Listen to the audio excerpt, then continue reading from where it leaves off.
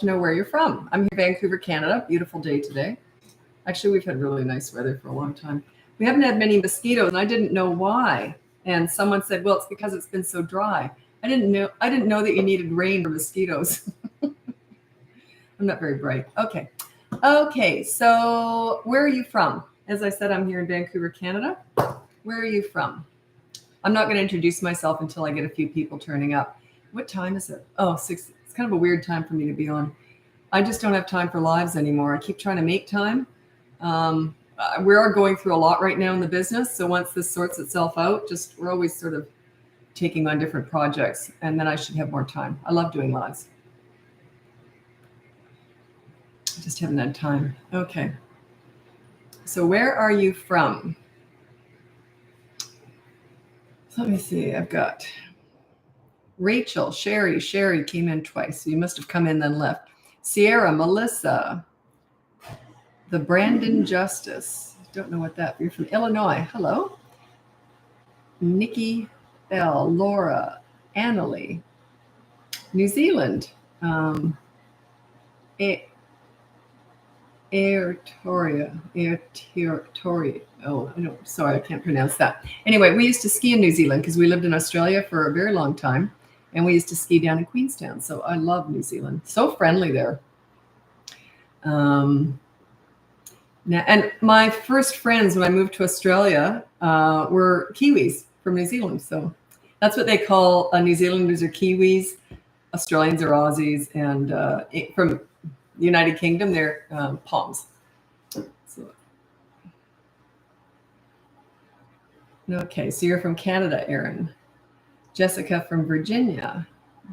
Okay, I got enough people to get going now, so I'll just introduce myself. My name is Lisa. I'm a parenting coach. If you go on my website, it's BratBusters.com. You can see my free behavior board, which you get through the newsletter, or you can do, what else? I haven't done a live in a while. Holy moly.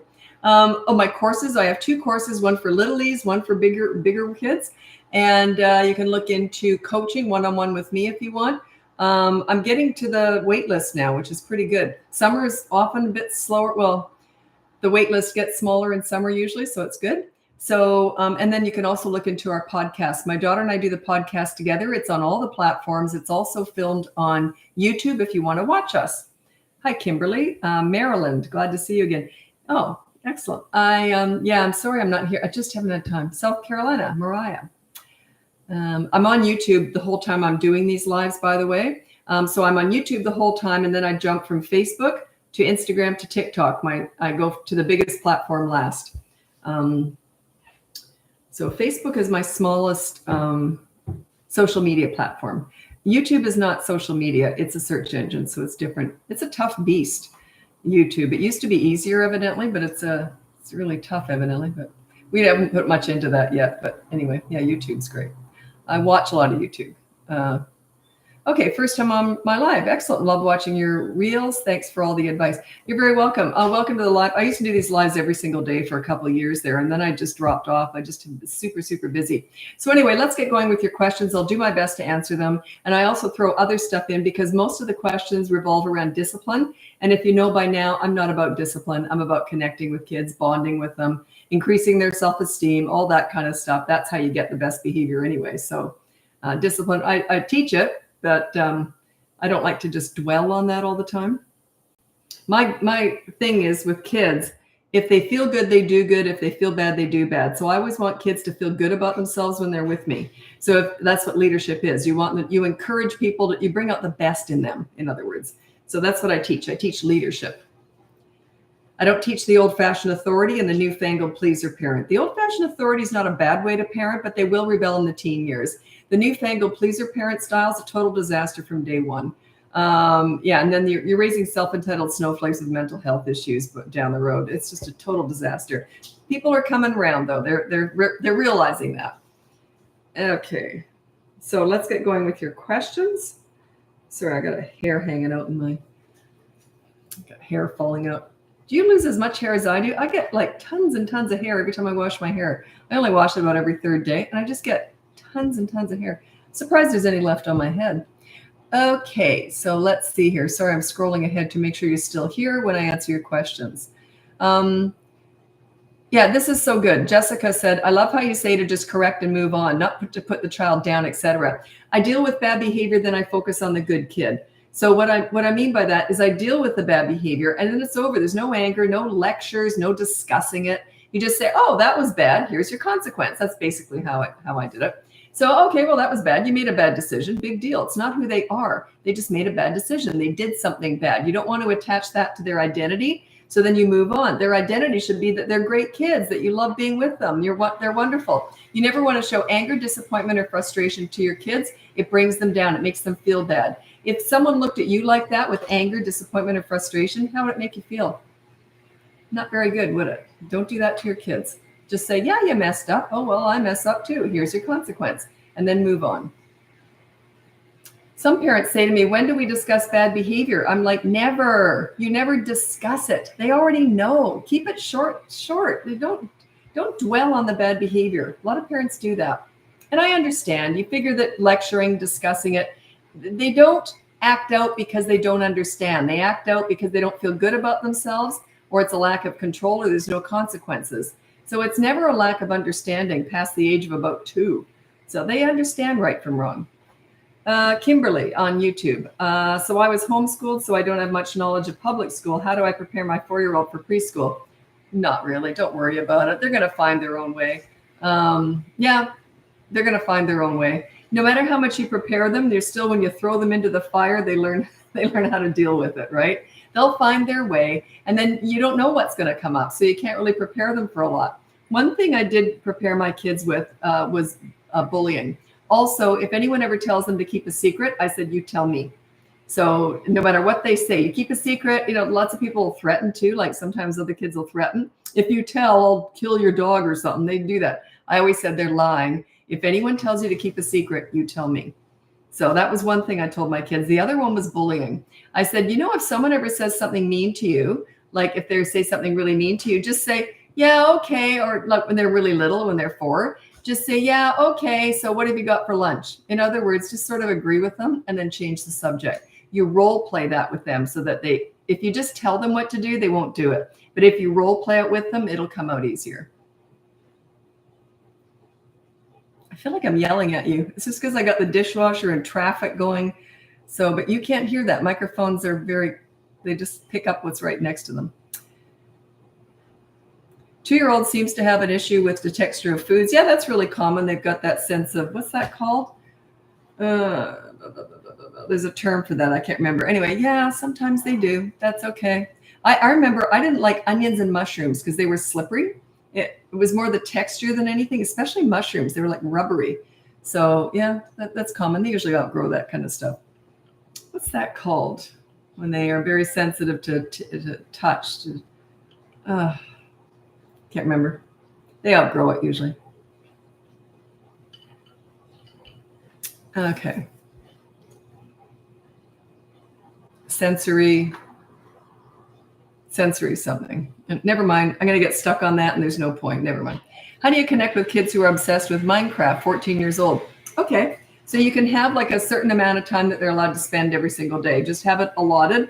But what I like to do, like there's 3 different ways of dealing with media management. One is have a certain allotted time every single day, or have a certain time slot every single day. I don't like either of those with teenagers.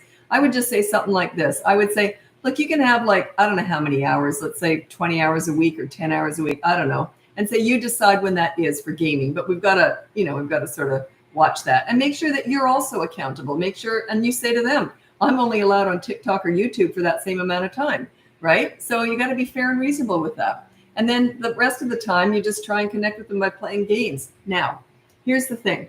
Parents will say, yeah, right, Lisa, they're not going to want to play games with me. Okay, so hear me out.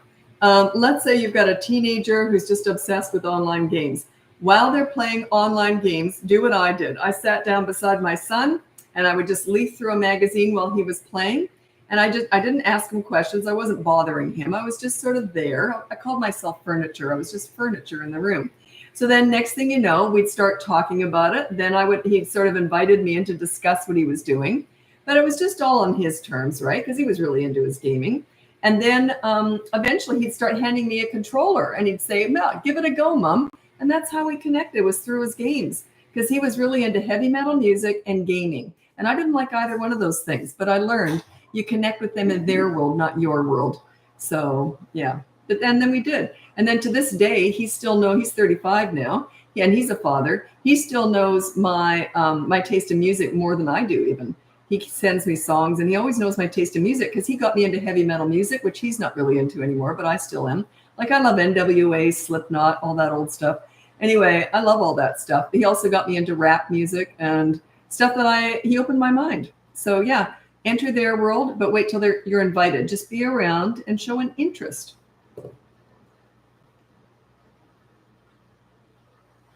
Do you have much with kids with autism? I have autism is only coaching because it's more special needs, right? So if you want me to, I don't discuss autism in any general terms. They're all very unique. And whenever I'm working with families who have autistic children, I always say we're just going to throw mud at the wall and see what sticks. I also need to know a little bit more about the history, like what has worked in the past and what hasn't, because they have things that they really like and we can really use to our advantage. And, so yeah. But that's only in coaching, sorry. What are some first consequences for a 5-year-old? Just check out my free behavior board. It's on my website, BratBusters.com, when you sign up to the newsletter. And the consequences are usually something simple. It's just doing a good deed. Don't get caught up in what the consequences are, and they don't have to fit the crime. Like the punishment doesn't always have to fit the crime. Sometimes it does, but most of the time it probably doesn't. So if they break a rule on the behavior board, it explains a mini course on how to do that. It's all free, the behavior board. And it also has a toddler section on there, another little mini course in there. Anyway, if they do something wrong and they break the rule, you say, okay, so your consequence, they always have 2 consequences. The first one is a positive action. So you say, okay, I'm going to get you to do the dishes, and you've got 15 minutes to do that. So then set the timer. If they don't do it within the 15 minutes, then you resort to the second consequence. So the first one is a positive action. If they break the rule, they do a good deed, the positive action. If they won't do that, then you resort to the negative deprivation one. So you say, okay, the 15 minutes is up and you didn't do the dishes. I'm going to do them now. Too late. The 15 minutes is up. So now you're going to have 24-hour media blackout. So you take something away that they do every single day and they love. If they're not into media, I've got other ideas around that too. But anyway. You were bumped to number 2. Yeah, it's funny, Tabitha. I did notice that.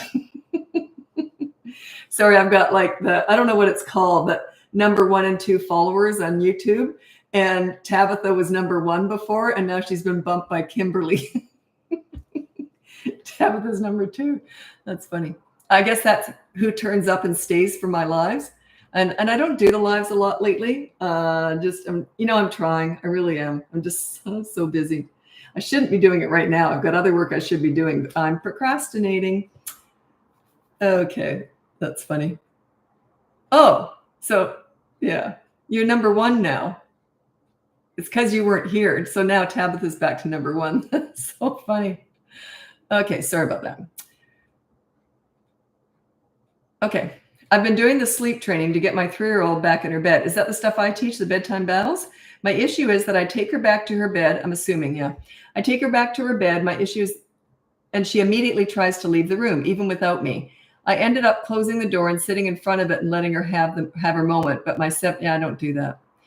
And my 7-year-old share a room and ends up waking her up and feels so bad. Okay. Yeah, what you do is if you have 2 kids in the same room and you're sleep training one of them, you take the other one out of their room and they can sleep in another room. Just take their mattress, put it in your bedroom floor or some other room. Okay, so just tell them, look, we're just training your sister right now. So then when she comes out, so you say you put her on the mattress and she runs out right away, let her get out and then you go and get her and slowly walk her back. You got to let her get out of the room. If you hold her in, it's like a prison cell. It's sending the wrong message. You want her to get out. That's okay. You just keep slowly walking her back. But yeah, separate them. And then that's funny, Tabitha.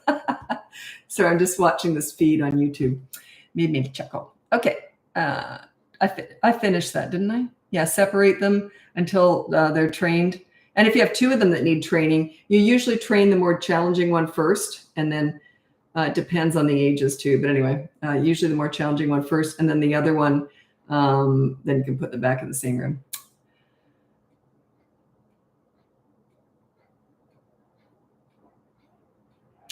Okay, from Austin, Texas, this is Amber.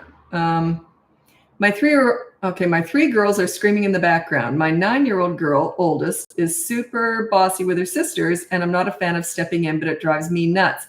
Also, her back talking is out of control. She tries to push buttons if I say, okay, you just want to work on yourself, your leadership skills, and it'll all start to get easier. Without you being a leader, if she's back talking you, that's a tell. It means she doesn't respect you. You might want to check out my course. If you don't want to buy that, then just go to my free behavior board, which you get if you sign up for my newsletter. And it'll tell you how to start to get organized and get rules down for each kid. So just start there. It's instructions on how to set that up, and you'll start to set yourself up as a leader. Then you'll be able to take control of that. When you've got 3 kids that are wild and screaming and fighting, I can't just give you something to do right here. You got to set yourself up as a leader, start to get systems in place using my free behavior board, or you might want to go to the next level and get the boot camp course.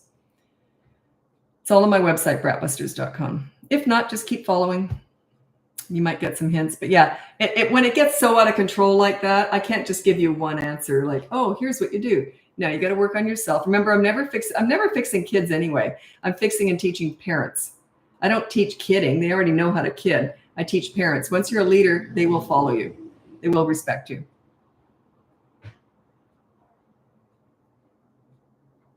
Okay, you didn't put down an age. I was going to answer that, but I do kind of need an age with a lot of them. Like it was the emotional kid. I need an age for that one. Okay, I'm starting the board. That's my free behavior board on my website this week with my 8-year-old. His rule is no throwing things. Yep, that's a good rule. He tends to throw things at me when he's angry, told no to something he wants. I'm concerned that he will have a consequence, but just keep doing it. Do you wait until the tantrum is over? I'm not sure how to stop it. Okay, so if you say no, if he throws something and you say, here's your consequence, and then he throws again right away because he's mad, I would say, I'll tell you what. Let me think. He's 8. Yeah. I say, I'll tell you what. I didn't even get to go to the board and read that out. So we're going to go straight to the second consequence, only because he's 8. So check out the free behavior board. It'll make more sense. There's always 2 consequences for the kids. The first one is the easier one. The second one, not so much. So yeah, if he throws right away, like when he gets mad, when you see what he threw because he was mad, and then you said, let's go to the board, and then he threw again, I'd go right to the second consequence. It should work. But I don't know what else is going on either. Like sometimes I'll say, just do this on the board. But if there's other stuff going on, like if you yell or if you show anger, frustration, or disappointment, none of this stuff works. You can't show that. You can't show that you're angry, frustrated, and disappointed with your kids. Nothing's going to work. Also, you got to be connected with them. You got to play with them. You got to be bonding with them. Show them that you enjoy their company. Some parents say, well, that's impossible right now. They're a pain in the butt. I say, well, you got to fake it till you make it, right? So, yeah.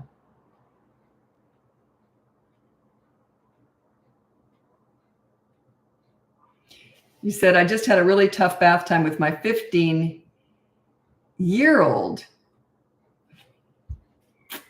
Is that month-old? I could use some help. 15, must be month. Oops. Okay. It's Tabitha. Man, you fixing me. I'm a wreck.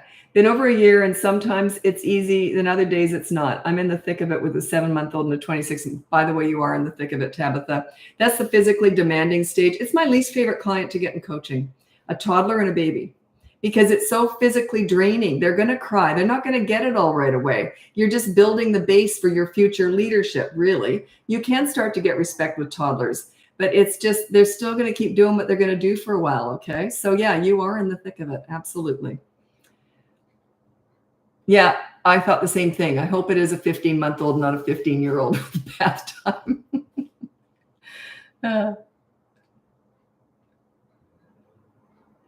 Transition issues with a 5-year-old. Okay, so what that means is if you're at the park, they don't want to go home. If they're somewhere where they're having fun, they don't want to leave. If they're busy playing with something, they don't want to have to leave the house. That kind of stuff. Transitioning from one thing to another. I don't know. It could be so many different things. I'm not exactly sure. So what you can do is give them a warning. So you're at the park and you say, okay, we're going to be leaving in 15 minutes. Make sure you leave in 15 minutes. Chances are that you're not that reliable or not that consistent potentially, so that they don't know. Like when you say we're leaving and then you don't, and that they put up a little bit of a stink, and then you might let them stay a little bit longer so they learn that they don't have to go right away. Like, I'm very careful. I don't say anything unless I'm willing to follow through. So yeah, I'm very careful with that. Only once did I do that, and my daughter pointed it out, but it was a good reason for it. But I actually said something and I didn't follow through. And I think they were older, and she said, "Yeah, you did that once. You didn't follow through." And it was something, but it was a good reason for it. It was kind of funny it was in a podcast that came up. But yeah, mean what you say and say what you mean. Because if they kick up a stink during a transition, it's often because they know if they kick up a stink, they might get their own way. Just make sure they don't. And also give them a little bit of warning and then follow through. And you can't put that on the behavior board. It's more in the attitude department, like, be good during transitions. No, you can't do that.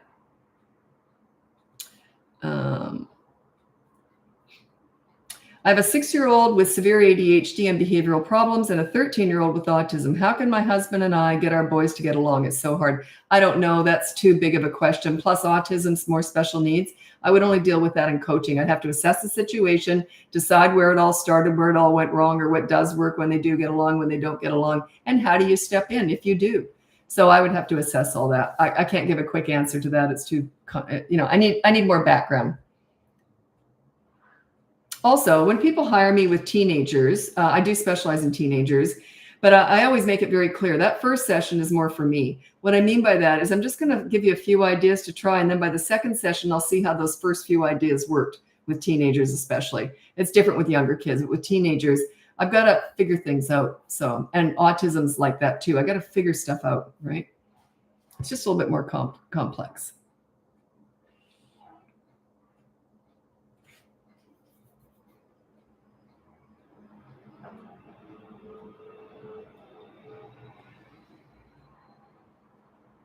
Oh, good one, April. I've realized parenting is more about controlling myself than boys. Absolutely. That's all it is here. You set yourself up as a leader and they will follow you. It's all about you. It has nothing to do with the kids. I managed to get respect with all the kids, toddlers, teenagers I worked with. And I never worked with an easy kid. It was always the challenging ones. I managed to get respect with all of them. Was it them? I just got them on a good day, or was it me? It's my leadership that did that. And I worked for that. By the way, I worked for that. Okay. I don't walk in the room and get it. I have to earn it. I work for it. And that's what I teach you, is how to earn it. I wish I could just walk in the room and get it. One of my quickest turnarounds, I tell this all the time, that 8-year-old boy that I'd heard about, he was a handful. And I'd never worked with him. He sort of was in a different section of the school. And so they said, would you mind working with him today? And I said, sure. I was just a volunteer behavioral mentor. And I said, sure, okay. And anyway, then he said to me, when I first met him, he was challenging. He said to me, and I said, hi, how are you? Do you want to get to work here? And he said, if you don't give me what I want, I'm going to have a fit. And I said to him, bring it on. And I leaned back in my chair. He never had a fit, nothing. You could just see his brain go, oh, she knows what she's doing. It's almost like that's what he was looking for. That's what he was asking for. They need, crave, and want a leader. When they come up against one, they almost go, phew, finally. Whew. Right? That's how he looked. He was great with me. The teacher said, what did you do? And I said, I don't know. I just asked him to have a fit. But he just knew I had no fear of a fit. None. It was like, bring it on. Yeah. I'm just waiting here. So that was one of my quickest turnarounds. I used to find that the more combative and difficult the child was, the quicker they were to turn around, because they were the ones who need leadership more than the other kids did.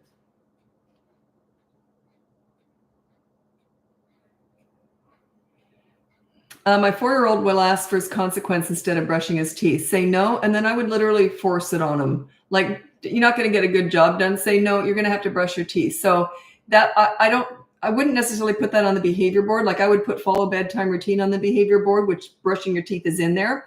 But if he doesn't brush his teeth, then I would do it for him anyway, and he still broke the rule. Okay, he's going to get the behavior and he's going to get his teeth brushed. There's certain things you just have to follow through with and just make it happen. You might put up a bit of a stink, and it's not going to be done well. Then the brushes might go up his nostrils while you're trying to. Just don't make it a big deal. Don't yell. Just say, okay, well, it's going to be done anyway. And then just hold his head and just give a little brush there. It's not going to be well done. No. Oh, you're asking about medications. I'm not qualified to discuss that. I'm just a parenting coach. So that would be a medical practitioner. I can't discuss medication.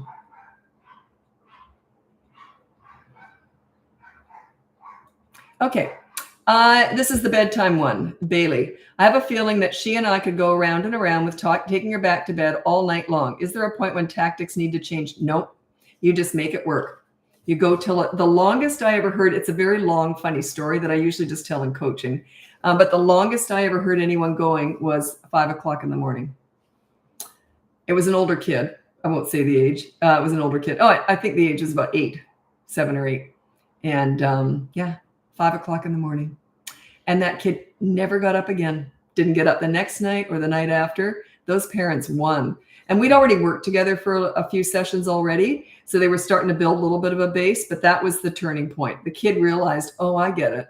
They finally know what they're doing. They're going to follow through. Yeah, it was brutal. It's a very long, funny story. And it involved alcohol with the parents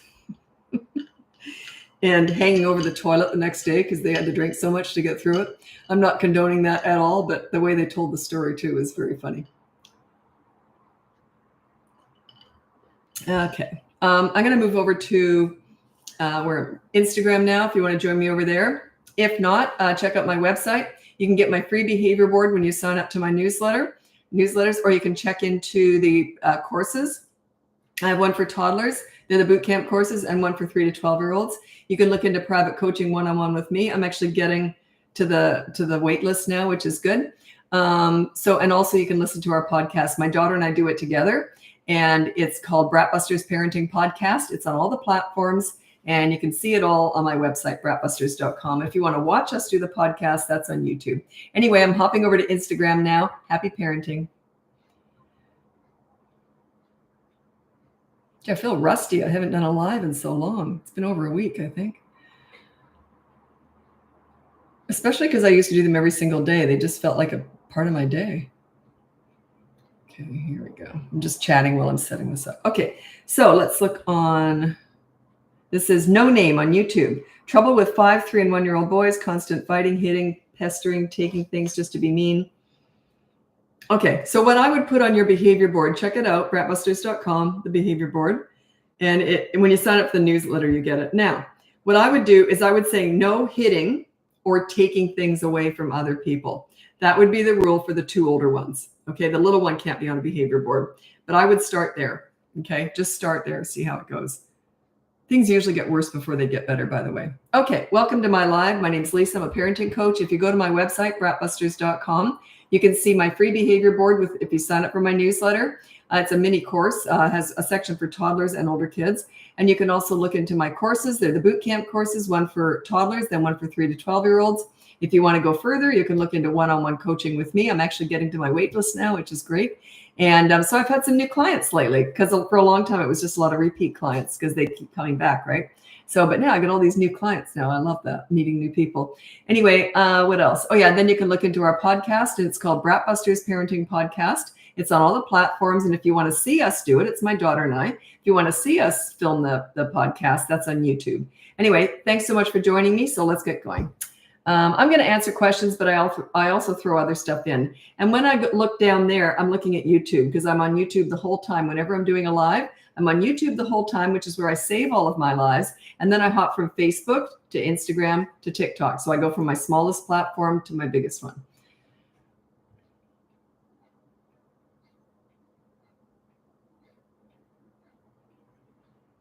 I don't know if this is rude to say this, and I'm not bragging at all, but I've got 2 million followers now, well, more than that, across all the platforms.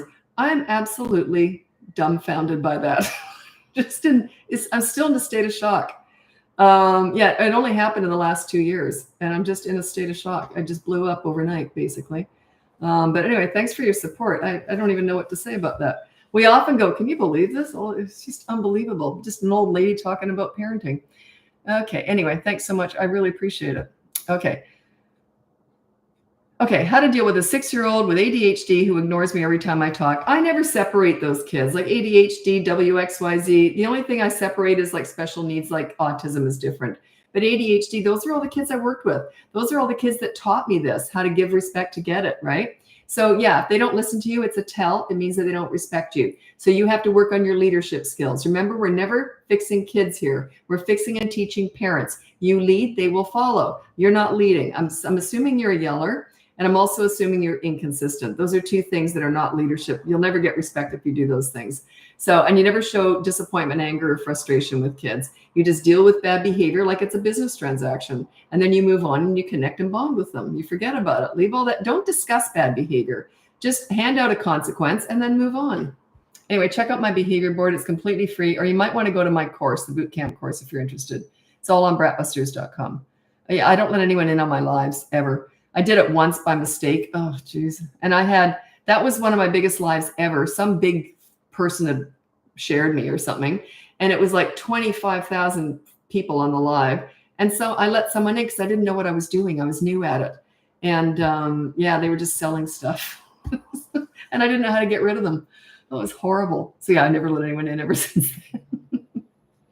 And my daughter was watching from her place. She was texting me, get rid of them. I don't know what to do. Oh, such a dope. Actually, my daughter and I are best friends. We work together. But when it comes to technology, she can barely even be in the same room with me. I drive her so nuts because I'm so stupid with it. But I keep reminding her, I've had this online business for like 20 years now. So I've managed to do something online. I'm just not good with all the social media stuff.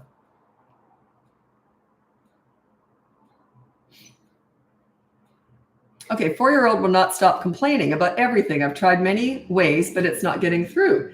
I'm going to tell you a story. I think I've told it before on here, but anyway, it was really funny. My mom was very funny. And also, she didn't really take much crap. She was it was very similar style. She never yelled. I never yelled. She used a lot of humor to get her point across. Anyway, I was very young, and I can remember this like it was yesterday. We used to play on the streets back, like I'm 64, so this would have been 1963. I was 3 years old, and we were playing out in the streets. I think this is what happened. And you know how the kids back in those days, they were all out in the street, all the neighbors playing together. And I think one of the kids had grabbed something of mine, or I was all mad about it. So anyway, I came inside, and so I was complaining to my mother. And I said, oh, they grabbed something. And she said, okay, well, we'll take care of it. And that was it. But I didn't shut up about it. I just kept going on and on. And then she said that. And then I was just being a pain in the butt, right? And this is my mother, typical my mother. She was looking at me and just nodding, listening the whole time. And I'm going on and on and on complaining about this. And I remember thinking, wow, she's really listening to me. This is great. So I just kept complaining and complaining and complaining. When I finally shut up, my mother said to me, I'm going to go bake a cake. Do you want to join me? In other words, like you were just being a pain in the butt. My reaction was, okay. Like I remember being embarrassed. She just leveled me in the nicest possible way. She shifted the energy. She'd already said, we'll take care of it. I didn't shut up. I kept complaining. So that's what she just took care of it. And then we ended up baking a cake and I had a great time. That let me know. Going on and moaning about it, that's not going to go over well with my mother. It's very funny. I remember also my dad was the pleaser. He did spoil me, and he died when I was young, so it was sad. But anyway, that's why I turned out okay. I think if he'd lived, maybe I would have been more spoiled. Anyway, so not that I'd rather be spoiled than have had him all those years. But anyway, and he was the pleaser. He would give me whatever I wanted.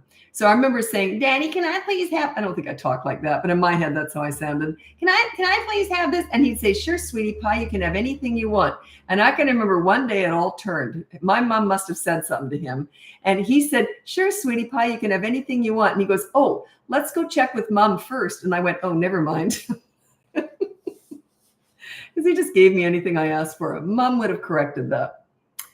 I was very careful to ask behind her back, but he caught on to that.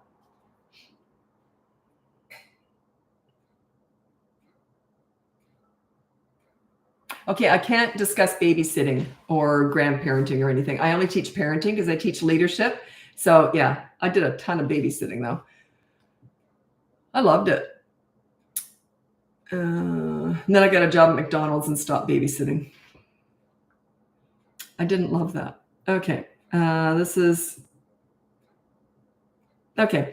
Christine on YouTube from New Zealand. We used to ski there in Queenstown. We lived in Australia. What advice do you have? I have a 3-year-old who wakes up in the middle of the night and wants to sleep in our bed, and currently have a 6-month-old that she wakes up. Okay, you want to remove the 6-month-old from wherever she can be, like make sure that the 3-year-old can't wake that 6-month-old up. So I don't know I don't quite know the dynamics of, I guess the 6-month-old is in your room and she comes into your room. Yeah, so she comes into your room. Just trying to think the baby. Okay, just a sec. Let's just forget about the baby for now, okay? Because I'm not sure where the baby's sleeping. Anyway, so she comes into your room and you say, no, you stay in bed. So you say, you're all right. Now make sure she has galaxy lights or a sound machine, stuff that's comforting. She has a plushie that she likes, whatever. So you put her, so she falls asleep okay in her room, but she just won't stay in her room. Is that it? So you know she feels safe. She just wants to come in bed with you. So what you do is you say, no, you stay in bed and you don't get up again. You put her back to bed. She gets up again. The second time you say bedtime and you walk very slowly. Okay, look like you're half asleep, like it's all calm. No anger, no nothing.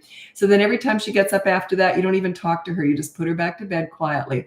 It doesn't mean you're tucking her in. Just one body part has to touch the mattress. She'll be kicking and screaming. It's usually one night of hell, but they often never get up again after that, like the next night or anything. Sometimes depends on where you are with your leadership, how much she respects you. If she doesn't respect you at all, this might go on for a few nights. If you have total respect, it'll only happen for one night. Like once you get good at all this stuff, they won't do it again. Anyway, so yeah, just keep walking her back to bed, walk slow and don't talk to her or look at her. You've already said you stay in bed, don't get up again. That's the first time. The second time, bedtime, put her back in bed. Every time after that, you don't look at her or talk to her. Calm, calm, calm. It's ugly. Yeah. It's by far probably one of the most successful methods that I teach that comes up all the time. And it's bedtime battles. So I'm scrolling ahead to make sure you're still here. New mom to be this year. Okay, okay, so you haven't had a kid yet. How do we start good leadership from the beginning? Well, with babies, I consider babies 0 to 15 months old, okay? From about 10 months on, you can start to sort of teach them what not to do, but you're not doing anything about it. So you, like, let's say a 10-month-old might hit you. You just say no, you take their hand and you redirect. You do that up to about 15 months. It's kind of a gray area. It's about 15 months. So you just say no, and then don't let them keep hitting. And then you redirect. Oh, what's this over here? That's how you handle that. Also, babies are just cuddling. And when they're younger, especially when they're like the first 10 months, I guess you could say, or probably about a year, is whenever a baby cried, I picked them up. I remember I had a couple people, not many people ever said anything about my parenting. I was a pretty confident parent, but someone did once say to me, you're going to spoil them with love. And I said, yeah, what's your point? They never said a word again. Yeah, if a baby cries, I pick them up. All they want is to be nurtured, cuddled. They want that love, that connection. You know, that's why a lot of countries carry their babies everywhere. They want to be up against you. They want to be connected. If they're that way, not all babies are cuddly. But yeah, so you just pick them up and meet their needs and meet their wants too when they're babies. When they get older, you don't want to meet all their wants, but you meet all their needs, obviously. But yeah, just cuddle them up.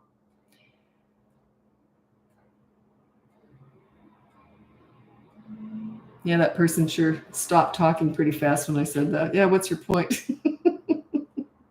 I was a very confident mother. It's funny.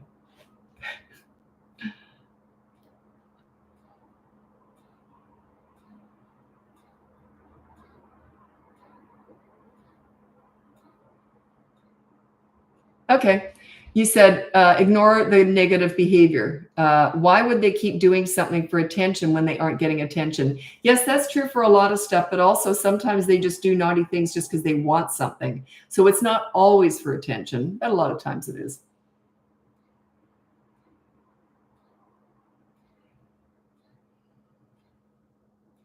Yeah, I already sort of went through that bedtime thing. There's 2 steps to bedtime battles. It's in both of my courses if you want to see it, if you want to look at that. Anyway. The first part is the bedtime routine. It usually lasts for 1 hour, and that is bath, teeth, pajamas, and then you read to them in bed. Then you say, okay, it's 8 o'clock or whatever time you've decided that hour ends. And then you say, okay, it's bedtime, stay in bed. And you put them to bed, love you, good night. Make sure you got the sound machine, the galaxy lights, whatever. And then you walk out, let them scream, let them walk out. This only works if they can walk out. This doesn't work with babies who are still in the cot. You don't do this, it's different. So yeah, they have to be able to walk out of bed. And don't lock them in their room. I don't agree with that. Let them walk out of their room, and then you say, I already went through this, but you say, it's bedtime, don't get up again. Put them back to bed. They just one body part has to touch the mattress if they're kicking and screaming, and then you calmly walk away, leave the room, and then when they come out again, you say one word when you put them back. One word, bedtime. Every time after that, you just slowly walk them back to bed. There's a couple reasons why you walk so slow. One is that you might have to do it 50 to 100 times, so you're going to be exhausted. The other one is you look calmer when you walk slow. If you walk fast, you look mad. So remember, there's no anger in any of this. If you look angry, you look out of control. Leaders don't look angry. You can be angry, just don't show it. Did you want the bedtime for babies too? If they're not in a cot, if they're not in a bed, I'll just go through that quickly anyway. So if you have a child who is not in a bed and they can't get out of bed, then what you do is you just say, okay, bedtime. And then you when they cry, they stand up and they cry, you know how and they look like it's the end of the world too. They're just turning purple. They're just the end of the world. You just lay them back down, pat them on their back, and you say, you're all right.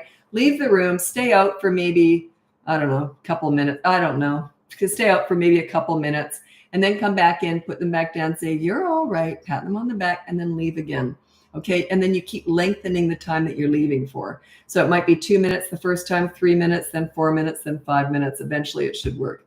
Why is it important not to look angry? I'm going to address that in a second. Anyway, now, if they're really hysterical and you're really struggling with that, I did that with my kids my son, he was about 10 months old, and I did that. It's called, what's it called? Sleep training when they're babies. And then every time I'd leave the room, I would sit and I'd cry into a pillow right up against his door. It was torture because I don't like babies crying. I always pick them up, right? But it was only one night and he never got up again. Anyway. Okay, so that's what you do with babies. And I know what I was going to say. If it's really torture for you and you can't stand leaving the room, you can sit in a chair in the dark where they can still see you with a night light, and you give them your hand through the crib rails. But you look like you're nodding off. You're not talking to them or anything. So you're kind of patting them, but you're just sort of sleepy and you're nodding off, okay? So you give them just a hand. They're still going to be upset, but you're right there. They'll be okay. Okay, why is it important to not look angry? Because anger makes you look like you're out of control. Have you ever seen anyone have you ever had a boss that yells at you and gets angry? It's not pleasant, is it? Whereas if you have a boss who says to you, oh, look, you kind of messed up with that. Here's what you do. Do you want me to help you with that? Or how can I better support you? You see, whenever you're dealing with bad behavior or mistakes or errors or anything, when someone messes up, you always want to stay really calm and you want to look like we're on the same team here. This is what we're going to do to fix it. So if you look angry, frustrated, or disappointment with your kids, it's an insult. It means that they deserve it. It's criticism. It's the same thing.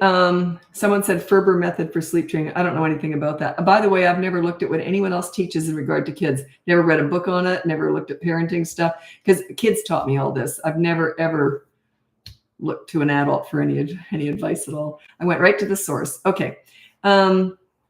What was I just talking about though? Oh, the anger. Yeah. How do you feel when an adult looks angry with you? Do you look angry with friends and disappointed? Oh, I'm so disappointed. Think about it. It makes them feel kind of like crap. You don't want that. You want them to feel good about themselves. My goal with kids is always that they feel good about themselves when they're with me. That's the pool story. If you want to check that out, it explains that in full. The pool story, if you just Google BratBusters pool story, it will come up. I got tons of video. I just can't tell that story again. I've told it thousands of times over the years. I can't do it again. Anyway, it explains how you deal with bad behavior, then you focus on the good kid. You never discuss bad behavior. There's no point. You deal with it, but you don't discuss it and lecture and nag and it's gross. Gross. What am I, 14? It's gross, man. I had a friend that I went to school with, and she said a few years ago, she goes, we were laughing at how stupid we were when we were kids, teenagers and that. She goes, whenever you liked something, you used to say, oh, mint. Mint. This would have been back in the 70s. Mint. Oh, embarrassing. How to deal with a 3-year-old who talks back all the time? Punish her? No. Talk back is just, it's on you. It means you're not a leader. You haven't earned her respect yet. So it's on you. They don't talk back to a leader. They just don't. It would be embarrassing because you want them to look up to you as a leader, and they don't. Have you ever talked back to someone that you look up to, even as an adult, someone that you admire that makes you feel good? Would you talk back to them? No, kids are no different when they're 3 and older. Toddlers, yeah, they're just nuts anyway. Toddlers are different. How do you convey that you're the leader? You earn it. You work for it. Everything I'm talking about here is leadership. So you got to work for it. You don't convey. You don't tell them you're a leader. They're going to go, what? You got to earn it. You got to show them you are. You got to learn the skills. I teach this. That's all I do. I teach leadership. And the most important thing is connecting. I play with kids. You know, I lead with fun, and then I do deal with bad behavior, but my whole focus is on fun. My whole focus is on enjoying kids. It's not about discipline. I don't want obedient soldiers. That's horrible. I want kids who have high self-esteem, who respect themselves, and they respect me. They respect others. I want them to be fun too. I want to have fun. I wallowed in parenting. It's not an overstatement to say I wallowed in parenting. It was the most fun time of my whole life. I loved it. Absolutely loved it. And now I've got a granddaughter who I babysit 1 day a week. And someone said something I thought was kind of weird, the way they said it. It was one of those regular groups that I go to with her. And someone said, you two look really close. I thought, and she's just only like a toddler. Like she's just I think she was 16 months old when they said that. You two look really close, like you're friends. I thought, wow, she's only 16 months old, but I really do enjoy her company. She's 18 months old now. I really enjoy her company. I wallow in kids. I love it. And they pick up on that. That's a big part of it. That's most of what I teach is how to connect with them. I really enjoy her. She's only 18 months old. I thoroughly enjoy her. Yeah. So it helps.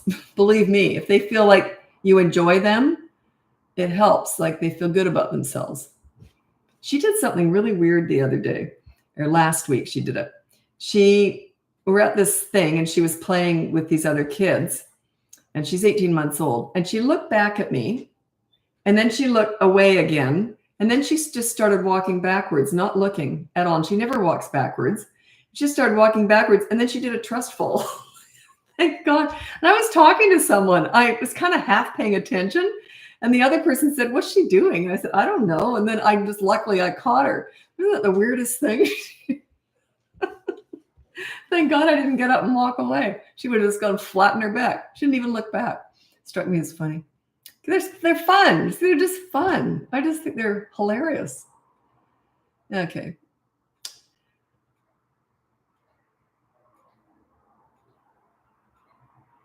Oops. Sorry, I'm missing a lot of questions here, but I can't answer them all. And also, it's very important for me to throw this other stuff in because a lot of the questions are usually just about discipline, but that's not what I'm all about. I really, truly am about connecting with kids. And then everything else gets easier. The more connected you are with them in their world, and the more they feel you enjoy them, not just play with them, but enjoy them. That's the connection, is you enjoy their company. That is the connection. The more likely they are to respect you.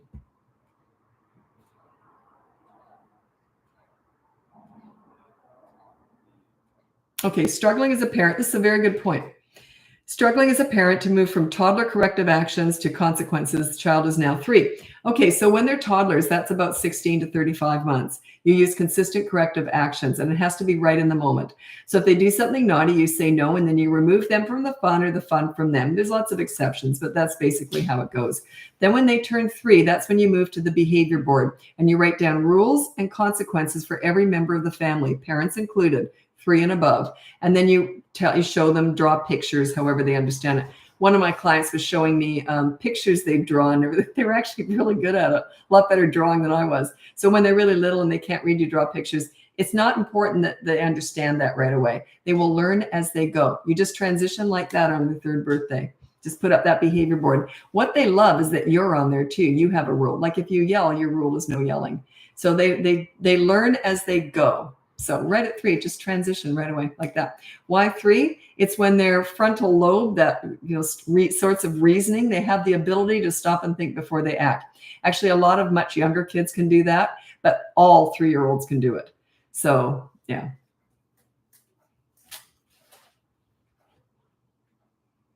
How would you introduce the behavior board? This is how you do it. You say, okay, so we want to be better parents for you. So we've got this new behavior board and we're on there too. Everybody has a rule. This is mommy's rule, no yelling. This is daddy's rule, no phone at the table, whatever it is.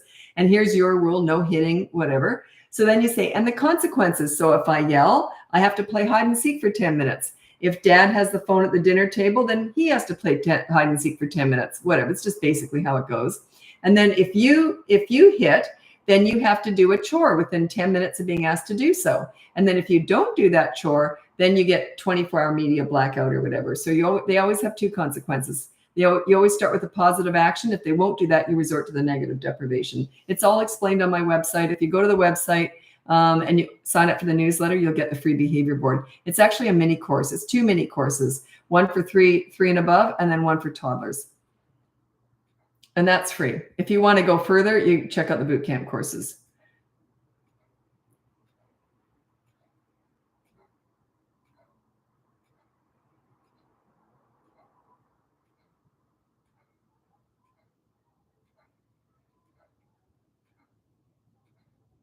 Yeah, I'm going to address this one.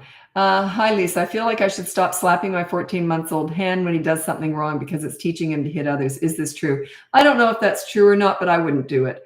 When he does something wrong. If he does something wrong, just say no and you remove him from the fun or the fun from him. I don't recommend doing that. No. So even if it doesn't teach him to hit others, I still wouldn't want to do that. No. Okay, how to bond with your kid if you are not a parent that plays. I hear this quite often. So there must be something that you could enjoy with your kids, for example, and it's always in their world, but it might be if you like music, you could maybe play instruments together. If you like storytelling, you could do that. If you like science kits or magic or puzzles, or there's always something that you could make kid friendly too that you actually enjoy doing. If you like knitting or crafts or I don't know, shop work or, all sorts of stuff, whatever you like doing, try to kid it down and then see if you can include them. So if you have to, the reason it was so easy for me, I always say I've got a lot of toddler in me. I'm very goofy, very crazy. I'm the goofy one in the family. I was always the crazy one in the family for sure. And neither of my kids are like that. Much to my disappointment, I'm still the craziest one. So it's just my basic nature. That's why it came easily to me. That's why I do this, because that came easily to me. Most of my clients aren't like that. They're not like me that way. So yeah, you just have to find something that you actually can enjoy doing with your kids. I have such a good example, but I didn't ask permission to. Whenever I tell a story about a client, either I've changed it so much that they wouldn't know it's, you know what I mean? It's not recognizable anyway. And I never say names. Or I've got their permission, and I didn't get the permission to tell this, and it's very specific. So anyway, it was a good one with the parents didn't know how to bond, but we found something that worked really well. Would you ever consider writing a book? Yeah, 2025 was going to be our book year. What happened was late last year, we started the podcast and it took off and took over. So, and then now we've got another project. As soon as I'm finished with one of these things I'm doing right now, then we're going to do the teenage course, the boot camp course. Then we're going to do the book. So hopefully next year we'll do a book. But yeah, I would like to do that. But I want to have all the boot camp courses done first because I think they're more important right now because I don't have a teenage one. And you know what's dumb? I'm just so stupid sometimes. You get set in your ways and thinking. And I remember I never did a course on teenagers because I do specialize in teenagers. But I specialize in crisis work with teenagers. So I thought, well, I can't write a book on crisis work because it's so involved and, serious. And I thought, I don't want to write a book on that. And then I realized most parents with teenagers are not in crisis. So I can do a general course on teenagers. So yeah, I don't know why I didn't put that together. I guess because I was specialized in teen crisis work for so many years. And then I just didn't put it together. So I can write a book on teenagers now. One rule only, yes, one rule per board, because if you put too much on there, you're going to crash and burn. One rule per board, and then you do one board per week. then you're only going to have 3 of them. If you want to know more what to do after the boards, because we don't do the boards forever. If you want to learn to do what afterwards, then you have to buy the course, the boot camp course, or hire me. But those behavior boards are teaching you how to start to do this. They're just training tools. Like I would never use a behavior board. There's no way I want kids looking at a board. I want them looking right at me. But when you're learning how to do this, it buffers it for you too, because you're both looking at the board. It just makes it easier. And you just start with 1 rule at a time. You master that, then you move on to another rule the next week. Now you've got 2 rules. Then the 3rd week, you've got 3 rules. Okay. So you got to start small. You can't dive in. Like I would dive in and do everything in day 1, but I'm level 10 with what I teach because I invented all this stuff. So, but when you're learning, you just start with 1 rule. You will crash and burn if you take on too much. I've had lots of people do that and they say it didn't work. And then they tell me they've got 6 different rules going. Well, yeah, it's too much. And in week 4, after those boards, you deal with everything. But that's in the course and it's also in coaching. But I can't get into all that, anyway.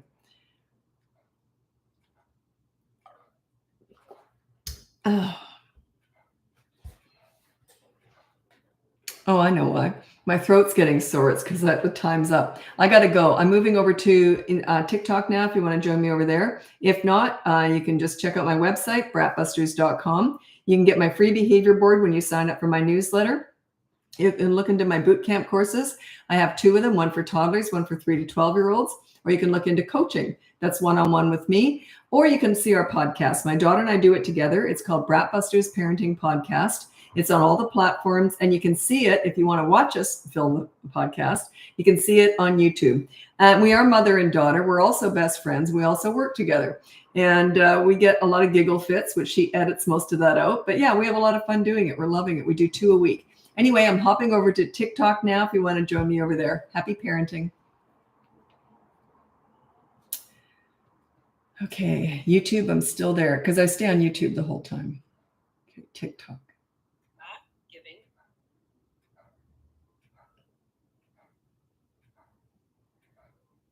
God, there's a lot of buttons to get to. Oh, they've changed something. Don't feel like reading all that. Okay. Thank you for doing what you do. Well, you're very welcome. This is LeGlow Studio on YouTube. Thank you. How do you handle a 3-year-old to throw things on the ground when he's finished with it? Well, if you shouldn't be throwing it, just put down on the behavior board, no throwing things on the ground when you're finished with them. Literally be that specific. And then there's a consequence if he doesn't. Check out the website for the behavior board. That would be linked in YouTube in the description. And the behavior board comes free when you sign up for the newsletter. Okay, I'm just waiting for TikTok now to turn up. Am I on the right one? Yes. Yes. I have a couple of TikTok channels. The other one I kind of forgot about. It's more of a fitness one. I lost interest. I don't have time. Just yabbering on about fitness. Although I do remember doing a video on there about how many bars of soap I had. I think I had 26 bars of soap. I love hygiene, so I've always got tons of stuff. I don't waste anything. I get through it all, but that's a lot of soap. I think I'm down to about 12 now. I don't like shower gel. Never did. I prefer soap, bar of soap, and loofah. Like not a loofah, but the scrubbing gloves. Why am I telling you this? Why? I just love hygiene. I love cleaning. I love cleaning my home, and I love cleaning myself. I'm always clean, and so is my home. I'm weird. Are you taking questions? Yeah, I'm just yabbering on. Okay, so I'm going to introduce myself. My name's Lisa. I'm a parenting coach. If you go to my website, it's BratBusters.com. You can see my free behavior board if you join my newsletter, not my website. You can see my boot camp courses. I have one on toddlers, one on 3 to 12-year-olds, or you can look into one-on-one coaching with me if you're interested. I'm getting through the wait list now, which is really good. And also you can check out our podcast. My daughter and I work together. We're mother and daughter, and we do a podcast together. We have a lot of fun doing it. It's called BratBusters Parenting Podcast. It's on all the platforms, and it's also saved on YouTube if you want to watch us film. And anyway, that's that. Let's get to your questions. I do take questions, but most of them revolve around discipline, which is really a small percentage of what I'm all about. I teach calm leadership parenting, and most of it is about connecting with kids and making them feel good about themselves, and you setting yourself up as a leader. Okay. But I do answer most questions are about discipline. But I just want to make it clear. The discipline doesn't work if you're not connected with your kids.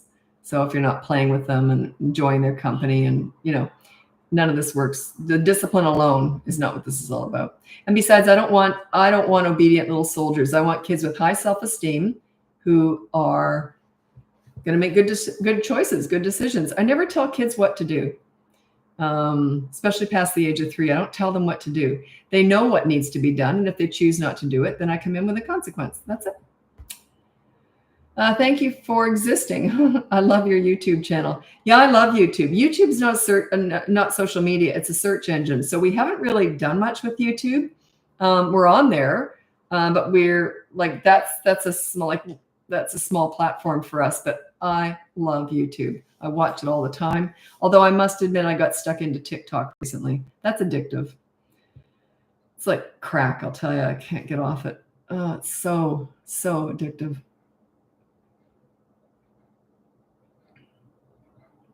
Okay, this is such a standard question, and I'm going to answer it the same way I always do, and it's not a good answer. You're not going to like it. But you said, how do you get the kids to listen and not be defiant? You don't. You're not fixing kids. That if they're not listening to you, it means they don't respect you. You're not a leader. All I teach here is leadership. It's all about the parents, not the kids. I managed to get respect with all the kids I worked with, teenagers, toddlers. I managed to get respect with them all. What was it? It's me. It's not them. Okay. And I never worked with easy kids. They always handed me the challenging ones.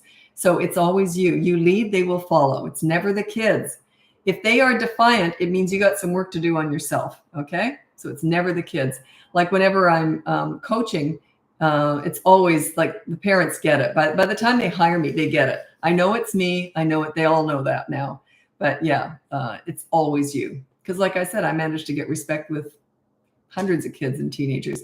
Okay, I'm going to use my example. It's not a really good example because it's about a classroom, and teaching is very different from parenting. Like a lot of my clients are teachers, principals, child psychologists. I couldn't do their jobs, but they also struggle with parenting. Business, personal. Parenting is personal. It's very different from those other roles. Anyway, this is my example of why it's you and not the kids. You'll take 30 kids and you put them in a classroom with a pleaser parent or teacher, a pleaser style. Okay.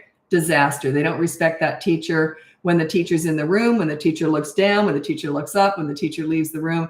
Total disaster, bedlam, chaos. Okay. No respect at all. Then you take those same 30 kids and you change the teachers out. You put an authority style teacher in the classroom.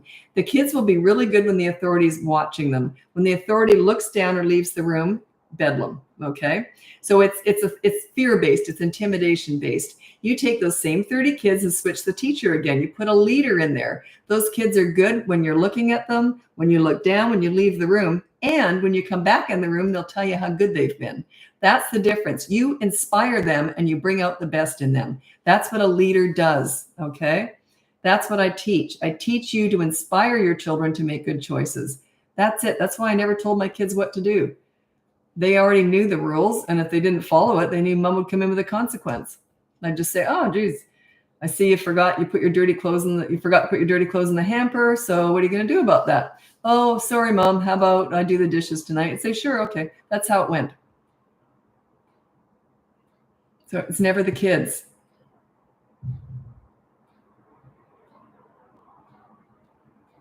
Toddler parenting Q&A. I would say most parents who follow me probably have toddlers. Most parents who hire me have older kids. A lot of toddlers too, but older kids and teenagers. It's kind of when the poop starts hitting the fan. What age should a teen decide how much screen time they want each day? Son is now 15. That's a tricky one because they're so obsessed with screens, as we all are. I am terrible for that. So I would say, well, I negotiate with teenagers. I'm going to read out my top 5 tips for parenting teenagers. Okay, they're my favorite age. Okay, my top 5 tips for parenting teenagers. Number 1, you listen to understand and show empathy. You don't listen to gather information to lecture with, or they will shut you out. If they want your advice, they'll ask for it. They already know it anyway. Number 2 is you negotiate as much as possible. I would negotiate the screen time. It goes something like this. hey, I want you to have 10 hours a week on screen time. They say, I want 50 hours a week. You say maybe split the difference or something. So you negotiate as much as possible. Number 3, with teenagers, you don't sweat the small stuff. Save your energy for the big stuff. If they do something stupid and it's not a big deal, just say, well, that was stupid. Do you want to hear what I did when I was your age? And laugh it off. Okay, it's okay to not be perfect, just like you were and are. None of us are perfect. Number 4, with teenagers, don't leverage the good times to discuss the bad times. So parents will say to me, when do we discuss the bad times? I say never. Why would you? Why would you want to discuss the bad times? Do you want to shame and blame them and bully them and lecture them? Big mistake. Number 5, you can be a right fighter, or you can, oh, by the way, it doesn't mean you're not dealing with the bad times, but you don't discuss them. There's a difference. And the last one is you can be a right fighter or you can be happy. Think about it. Are you a right fighter? Right fighter, what do I mean by that? Someone asked me the other day. A right fighter, if they know they're right, they'll just keep fighting and fighting. If the other person isn't accepting it, you're just fighting. It's just useless.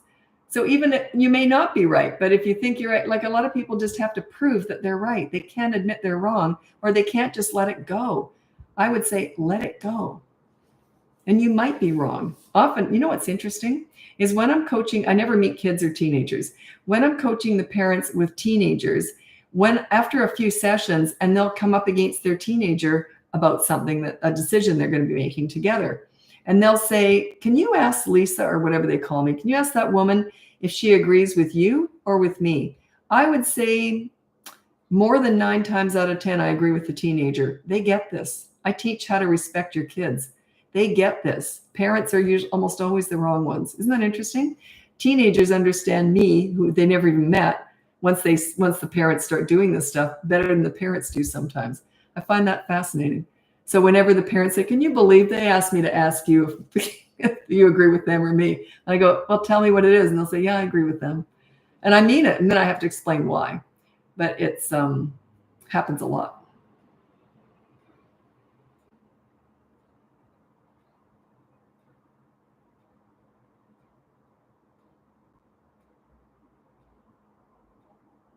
Okay, I have a 2-year-old, lots of no and hitting. Okay, just ignore the no.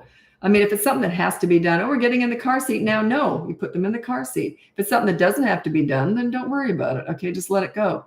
And then the hitting, I would say no, and I'd remove them from the fun or the fun from them just for a few minutes. And then divert their attention. Give them something to do. Give them something positive to do. A lot of parents just focus on what they want their kids to stop doing rather than what they want them to do. You have to guide them into making good choices and, have stuff that interests them. A lot of kids are just bored. Get a toy rotation system in place too. Sorry, I'm just going to read my top 5 tips for parenting toddlers. Okay, these are my top 5 tips for parenting toddlers. Number 1, child-proof your home so you never have to say no. Number 2, set up a toy rotation system so they're never bored. Number 3, and I have lots of videos on that. If you just Google BratBusters toy rotation, it'll come up. Number 3, connect with toddlers in their world, not yours. So you don't take them to the nail salon. You go to the park and roll down the hill with them. Something like that. Number 4, you discipline them in their world also. They're not about words. They're about actions. They're not listening to you. They're watching you. And like a lot of parents want to do all this lecturing and discussing and explaining. And that's you. That's the mini therapy sessions, I call them. It's just you're feeding your own needs and wants. It's not about them at all. I don't know who's teaching this stuff, but big mistake. Just clueless. Number 5, stop trying to figure them out. They're not figure-outable. They're brand new, fresh human beings. This is toddlers, 16 to 35 months. They're just forming. They have one marble and some tumbleweed floating around up there. Imagine if you've only been in the world for 2 years. In the first year, you were a potato laying on a mattress. They are brand new, fresh human beings. Make their world fun. Make it interesting. Give them stuff to do. Correct them by using consistent corrective actions when they do something naughty. You remove them from the fun or the fun from them just for a few minutes. And then you go back to teaching them stuff that you want them to do. They like new stuff, by the way. I'm not into toy rooms and playrooms. I'm just not. Don't get me started on that. I'm just not into playrooms. I got a whole reason for that. But anyway, rotate their toys around so that they always have something new to look at. If they haven't seen something for a few months, it's going to look brand new to them because they discover it in a different way. Because every few weeks makes a huge difference to a toddler in their development, right? So if they've had a toy, let's say in January, if it doesn't come out again until March, they're going to look at it like it's new because they're going to look at it. They're older, right? Also, I did a lot. I always had baskets going. Like I'd throw in old toilet rolls and I'd tape them all together and then we'd shoot stuff down them like a big pipe. And that was exciting. It was just old toilet rolls. Anything new is exciting to a toddler. anything new. I'm like that too, by the way. I'm like a toddler. I got a lot of that. I always used to tell my daughter, I said, I'm like a 64-year-old toddler. And she goes, no, you're not. But you've got a real sense of wonder. I get excited very easily. I just like new stuff all the time. I've got that learning mindset, that growth mindset. I always want to learn stuff and see new things. And toddlers are like that. They want to look at something different. It's not just the same old stuff all the time. They want to look at something different. It doesn't have to be expensive or cost anything. What's I doing with my granddaughter? Something that reminded me of this. I can't remember now. But anyway, it was just an old scarf that you could see through and just putting it on her head. It was at this thing that we were at. That I have her one day a week. She's 18 months old. And it was just this like see-through mesh scarf. And we're putting it over our heads.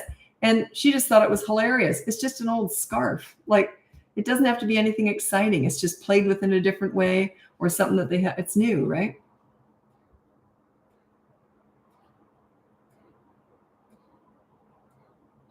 She's so much like her dad too. I would call both my kids are pretty easy, I would say. She was fascinating. She was we're doing puzzles. She wanted to go off and do something else, but she put everything away before she went off and did the other thing. That was her dad. He was very particular. He wanted everything put away. He wasn't like that as a teenager, but when he was a toddler, he put everything away first. And like he wanted to go and do something else, but she put all the stuff away. Oh, that was really funny. It's funny when you've got grandkids, you see a lot of, and I'm sure that the other grandparents probably see a lot of the mom, right? So, but yeah, it's fun. You get to sort of relive, like it brings up a lot of memories. It's wonderful. I love being a grandma.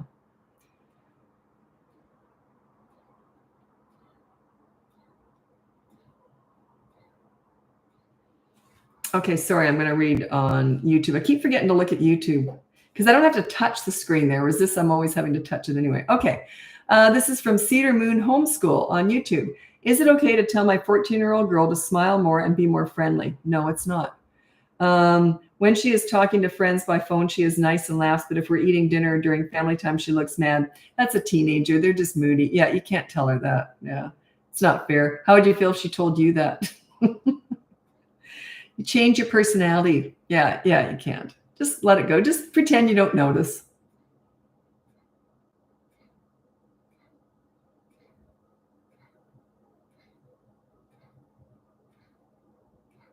Someone asked if I was Barbara. I don't know who Barbara is, but the way you've spelled it, that's Barbara Streisand. No, I'm not Barbara Streisand.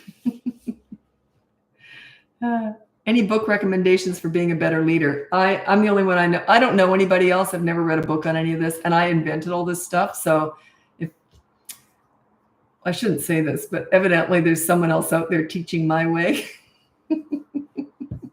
That's okay. That's okay. Yeah, I invented all this. So, and I haven't read a book or I've read a book, but I haven't, not on parenting, but I haven't written a book on it. Oh, I don't know that woman. I don't know her.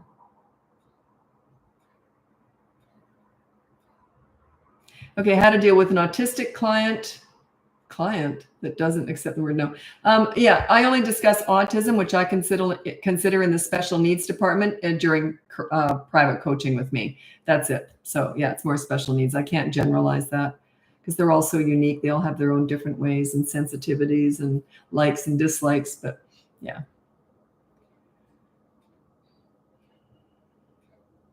Now, this one said, how to deal with a 2-year-old that doesn't listen at all. I can't see the question. I lost it. But anyway, how to deal with 2 that doesn't listen at all. You don't.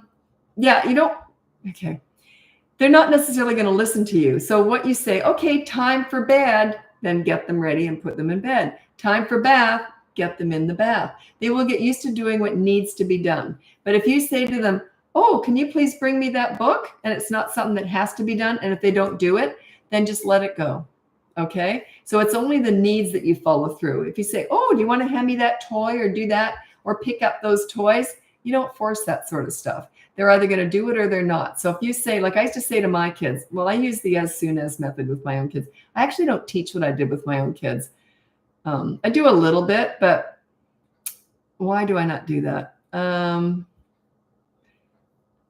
I don't know why. I kind of do, but I don't want to go on about it. But anyway, I had so much experience with kids by the time I had kids. I was so confident anyway that I got away with it a little bit more. I kind of came in a bit sort of more confidently. Whereas when I'm teaching, it's more step by step by step. There you go. That's it. But anyway, what I said to my kids when they were even 2, I would just say, okay, as soon as we get your toys put away, then we're going to go to the park. So they learned the as soon as method. As soon as you do that, we'll go have a snack. So they would do whatever I wanted. I just said, okay. And I always made it sound like fun. Okay, as soon as you do that, mommy's going to bring out a new basket. And when I brought out a new basket, it was new toilet rolls or so. It was just new stuff, right? So they were very quick to do what needed. And what they learned was that you've got to do what you need to do before you can do what you want to do. They learned self-discipline from a very young age because they just learned that. And it got to be the point, if they wanted to go in the pool or whatever, they wouldn't even ask until they looked around and cleaned up first. Okay, can we go in the pool? And then sure, they'd already done it. By the time they were about 3, they already did that. Isn't that interesting? So I just always kind of made it sound like fun. And if they didn't do it, I didn't worry about it. I would just do it, but maybe a little bit slower. So the snack would be slower in coming. See what I mean? Anyway. Oh, I don't discuss daycare because I don't know anything about it. I'm not qualified. I teach parenting. And whenever I was mentoring children, like a behavioral mentor, I was mothering them. That's the way I look at it. It was always one-on-one and mothering. I never dealt with groups. The odd time we'd be separated in groups at school. As a mom, I'd be separated with the other moms as groups. But other than that, it was one-on-one.